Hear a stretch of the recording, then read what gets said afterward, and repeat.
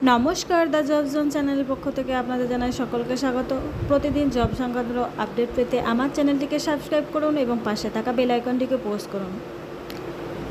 বিগত 6 বছর ধরে এখন অবধি স্কুল সাব ইন্সপেক্টরের কোনো নিয়োগ হয়নি, তবে আমরা প্রায় মাঝে মধ্যে শুনে থাকি বিভিন্ন নিউজের মাধ্যমে। গত বছর সেটাই শুনেছিলাম, কিন্তু 2024 সালে আবার নোটিফিকেশান জারি হয়েছে। তাই যারা সাব ইন্সপেক্টর স্কুলের ফর্ম ফিল আপ করতে চাও, ভিডিওটি তাদের জন্য। এবং তার সঙ্গে আইসিডিএস সুপারভাইজার 2019 সালে যে ফল প্রকাশ হয়েছিল সেগুলো তালিকা লিস্ট প্রকাশিত হয়েছে, এবং আমি এই ভিডিওর মাধ্যমে স্কুল সাব ইন্সপেক্টর এবং আইসিডিএস সুপারভাইজার সম্বন্ধে আলোচনা করা যাচ্ছে। আলোচনায় সাব ইন্সপেক্টর স্কুলের ডিপার্টমেন্ট হবে স্কুল এডুকেশন ডিপার্টমেন্ট। কোয়ালিফিকেশান, আপনি যদি সেকেন্ড ক্লাস অনার্স বা সেকেন্ড ক্লাস মাস্টার ডিগ্রি করে থাকেন, এছাড়া বাংলাতে আপনার খুব ভালো জ্ঞান থাকে, তাহলে আপনি আবেদন করতে পারেন। আবেদনের জন্য সর্বোচ্চ 36 বছর বয়স লাগবে। এছাড়া এসসি এসটিদের জন্য 5 বছর, ওবিসি 3 বছর।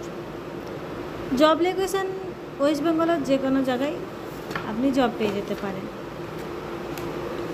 এছাড়া আইসিডিএস সুপারভাইজারের সম্ভাব্য শূন্যপদ 13,000।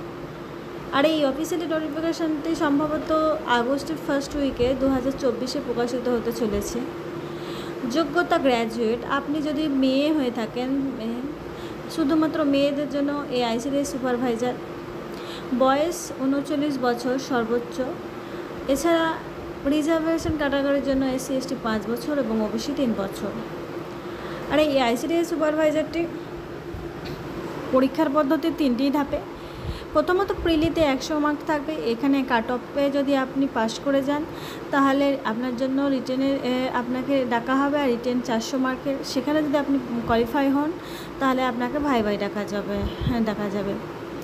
এই অফিসিয়াল নোটিফিকেশান যেহেতু আগস্টের 24 বেরোবে, তাই আমার ভিডিওটি দেখুন এবং আমার ভিডিওটি সাবস্ক্রাইব এবং বেল আইকনটি প্রেস করুন, যেন পরবর্তী ভিডিওতে সবার প্রথম আপনাদেরকে আমি জানাতে পারি। ধন্যবাদ।